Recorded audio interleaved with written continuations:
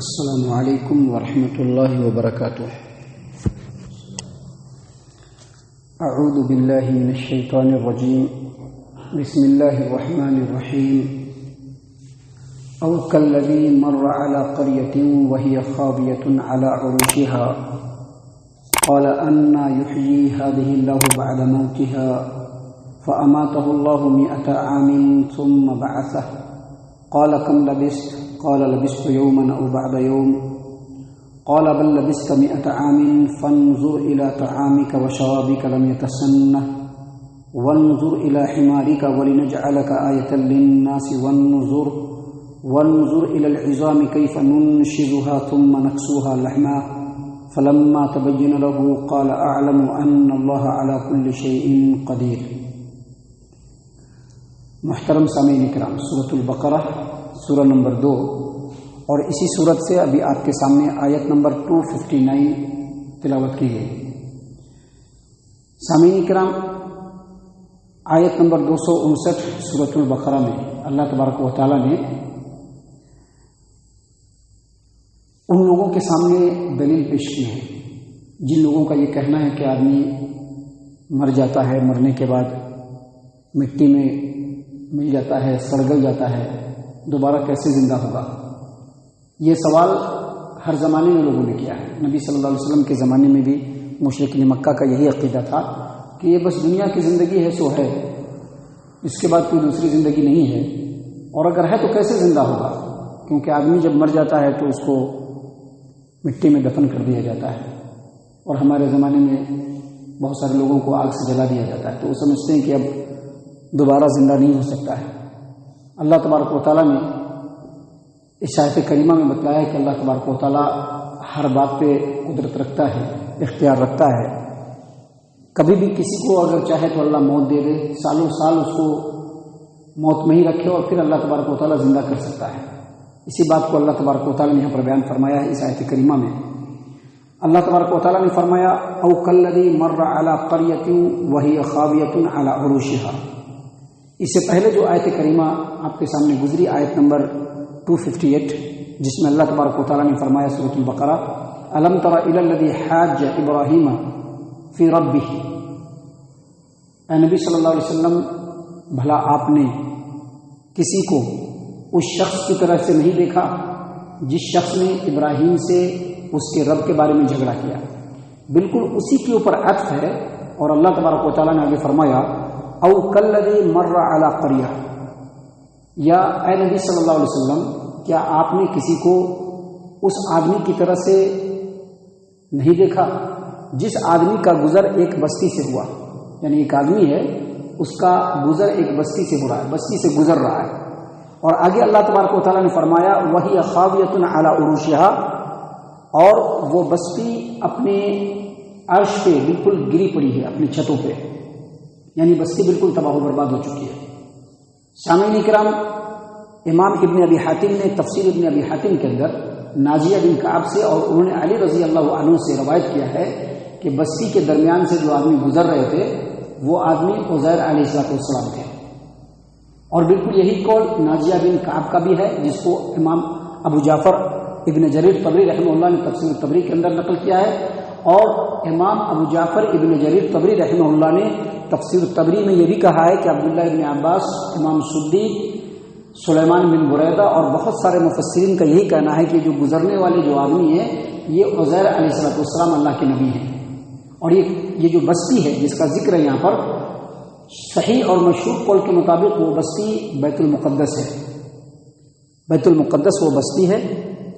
اس بستی کو تباہ و برباد کیا تھا ایک زمانے میں بخت و نصر نام کا ایک عیسائی بادشاہ، جس کے بارے میں نے کل بتلایا تھا کہ 2 مومن بادشاہ اور 2 کافر بادشاہ، جس نے پوری دنیا کے اوپر راج کیا۔ امام مجاہد فرماتے ہیں اس میں ایک سلیمان بن داؤد علیہ السلام اور دوسرے ذوالقرنین، اور 2 جو کافر ہے اس میں ایک بخت و نصر ہے۔ تو بخت و نصر نے پوری دنیا پہ راج کیا تھا، تو یہی بخت و نصر ہے جو عیسائی بادشاہ تھا، اور کئی مرتبہ اس بادشاہ نے یہودیوں کے علاقے پر حملہ کیا اور ان لوگوں کے بستیوں کو اجاڑ دیا اور ان لوگوں کو تہہ تیغ بھی کیا۔ تو بیت المقدس کو جب ایک بار اس نے برباد کیا اس بستی کو پورا توڑ پھوڑ کیا اور وہاں کے جتنے بھی لوگ تھے سب کو موت کے گھاٹ اتار دیا. تو پوری بستی جب کہ گری پڑی تھی، دیواریں بالکل ٹوٹ چکی تھی، دیوار ٹوٹ کر کے صحن میں آ کر کے گر گیا تھا. پوری بستی جو کہ بالکل پہلے آباد تھی، شاد تھی، آباد تھی، بعد میں وہ بستی بالکل سنسان ہو گئی. تو اسی بستی سے عزیر علیہ السلام کا گزر ہوا. اللہ تبارک و تعالیٰ نے اسی بات کو بیان فرمایا ہے کہ وہی خاویۃ علی عروشہا، وہ بستی اپنے عرش پہ گری پڑی تھی چھتوں سمیت. تو جب گزرے تو دیکھا کہ ابھی کچھ دن پہلے ہی یہ بستی بالکل ہری بھری تھی، لوگوں سے بھری پوری تھی، شاد آباد تھی بستی. آج یہ بستی بالکل ویران ہو گئی، اجڑ گئی، یہاں کے سارے لوگ مر گئے. تو ابھی جو مرے ہوئے لوگ ہیں دوبارہ کیسے زندہ ہوں گے؟ اللہ تبارک و تعالیٰ نے عزیر علیہ السلام کی اس بات کو یہاں پر نقل کیا ہے کہ انہوں نے اپنے دل میں سوچا اور کہا، قال انا یحیی ہذہ اللہ بعد موتہا، اس بستی کو اجڑ جانے کے بعد، یہاں کے لوگوں کے موت ہو جانے کے بعد اللہ تبارک و تعالیٰ اس کو کیسے زندہ کرے گا؟ جیسے ہی ان کے دل میں خیال آیا، زبان سے یہ بات نکلی، اللہ تبارک و تعالیٰ فرماتے ہیں کہ فاماتہ اللہ، اللہ تبارک و تعالیٰ نے فوراً ان کو موت دے دیا. فوراً اللہ نے ان کو موت دے دیا. فاماتہ اللہ نے ان کو موت دے دیا. 100 عام، اور کتنے سال تک وہ مرے رہے؟ 100 سالوں تک وہ مرے رہے، 100 سالوں تک. فاماتہ اللہ 100 عام، 100 سالوں تک وہ اللہ نے ان کو موت دے دیا اور وہ مرے رہے. ثم بعث، اور 100 سال کے بعد پھر اللہ تبارک و تعالیٰ نے ان کو زندہ کیا. حافظ ابن کثیر رحمہ اللہ نے تفسیر ابن کثیر کے اندر بیان فرمایا ہے کہ جب ان کو اللہ تبارک و تعالیٰ نے موت دیا تو ان کی موت کے 70 سالوں کے بعد پھر وہ بستی آباد ہو گئی. بنی اسرائیل پھر وہاں لوٹ آئے، بستی پھر سے دوبارہ بن گئی، وہاں لوگ آباد ہو گئے، بالکل گنجان آبادی ہو گئی، گھنی آبادی ہو گئی وہاں کی.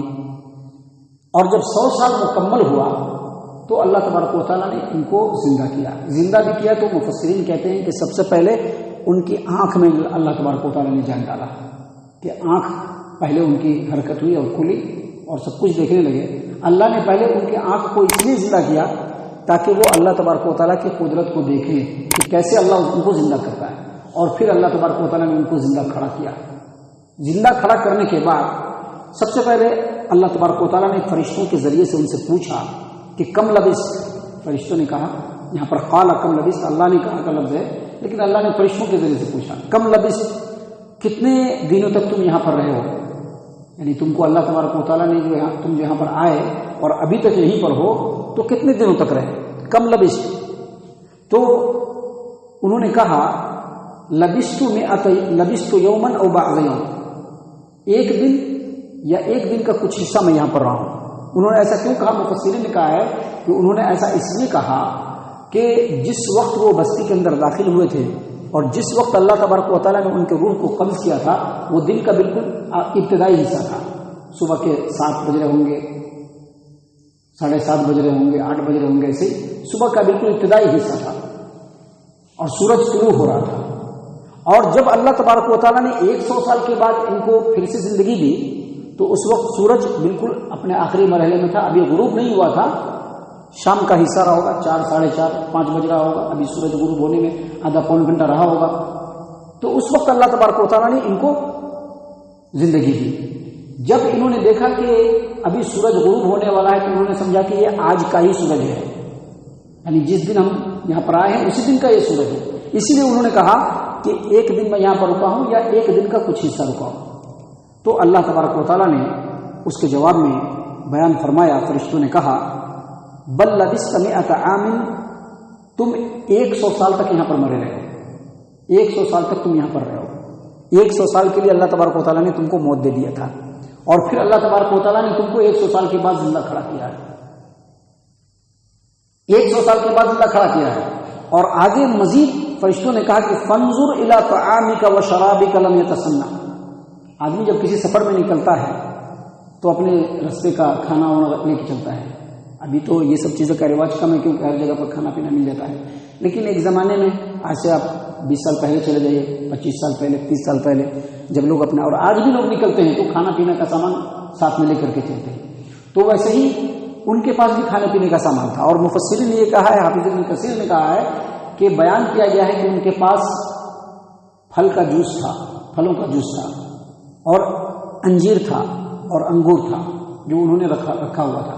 تو فرشتے نے کہا کہ فانظر الی طعامک، اپنے کھانے کی طرف دیکھو، لم یتسنہ، بالکل سڑا نہیں ہے، اس کے اندر بدبو بھی نہیں آئی، جوس بھی کھٹا نہیں ہوا تھا، جوس بھی سڑا نہیں تھا، کھٹا نہیں ہوا تھا، انجیر بھی کھٹا نہیں ہوا تھا، بدبودار نہیں ہوا تھا، اور انگور بھی سڑا نہیں تھا. بالکل جیسا رکھا تھا انہوں نے ویسے ہی جوس بھی ہے، ویسے ہی انجیر بھی ہے، ویسے ہی انگور بھی ہے.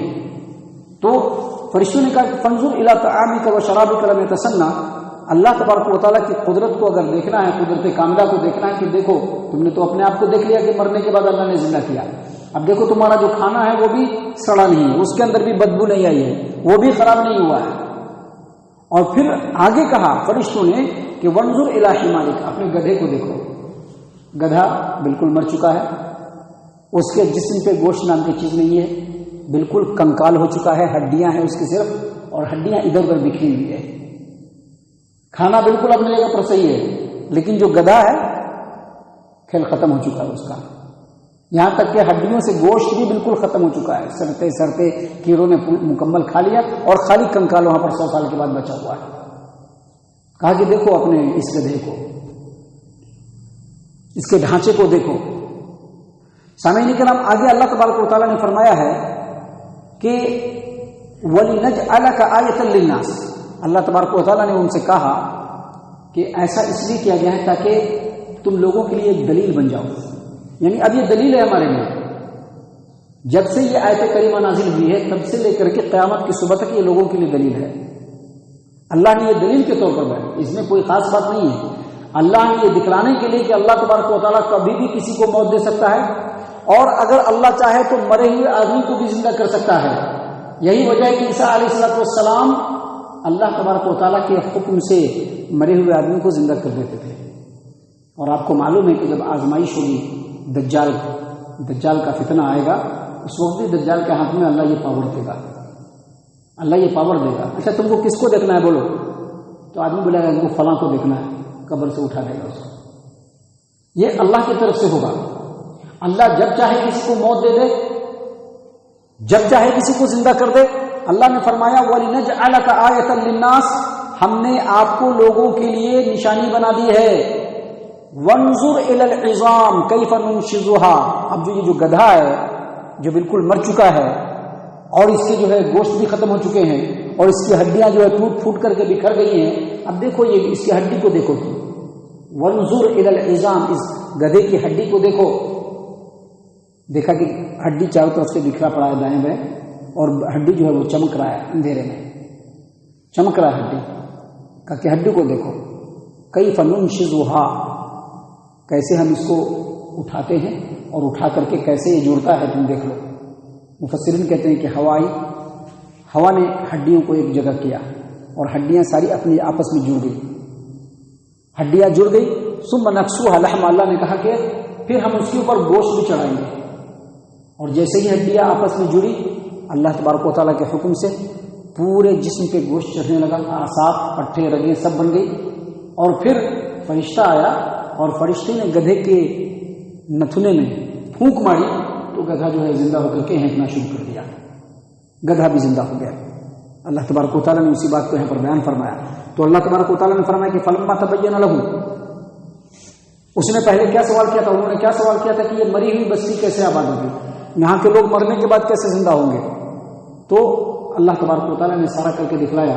فلما تبین لہ، جب ان کے سامنے یہ بات واضح ہوگی کہ اللہ تبارک و تعالیٰ جو ہے کبھی بھی کسی کو مار سکتا ہے، پھر زندہ کر سکتا ہے، تو قال، تو انہوں نے کہا اعلم ان اللہ علی کل شیء قدیر، بے شک میں نے جان لیا، میں جان چکا ہوں کہ اللہ تبارک و تعالیٰ ہر چیز کے اوپر قادر ہے، جو چاہے کر سکتا ہے. سامعین کرام، ابھی اس صورت کے اندر اور بھی بہت ساری باتیں ہیں جو خالص ہماری ہدایت اور رہنمائی کے لیے، ہمارے دنیا اور آخرت کی خیر و بھلائی کے لیے اللہ نے نازل فرمائی ہے، جو انشاءاللہ کل اور کل کے بعد کے درسوں میں ہم آپ کے سامنے پیش کریں گے. اللہ تعالیٰ سے دعا ہے کہ اللہ تعالیٰ ہم تمام کو ان باتوں کے اوپر خوب غور و فکر اور تدبر کرنے کی توفیق عنایت فرمائے۔ اللہ تعالیٰ ہم تمام کو صحیح معنوں میں پکا سچا مومن مسلمان بنائے، اللہ اور اس کے رسول صلی اللہ علیہ وسلم کی اطاعت و فرما برداری کرنے والا بنائے، صحابہ کرام رضی اللہ عنہم کے طریقے پر چلنے والا بنائے، جنت الفردوس میں جگہ عطا فرمائے۔ اے اللہ ہم تمام کو جہنم سے پناہ دے، اے رب العالمین ہم تمام کو جہنم سے پناہ دے، اے مالک الملک ہم تمام کو جہنم سے پناہ دے، آمین یا رب العالمین۔ وما علینا الا البلاغ المبین۔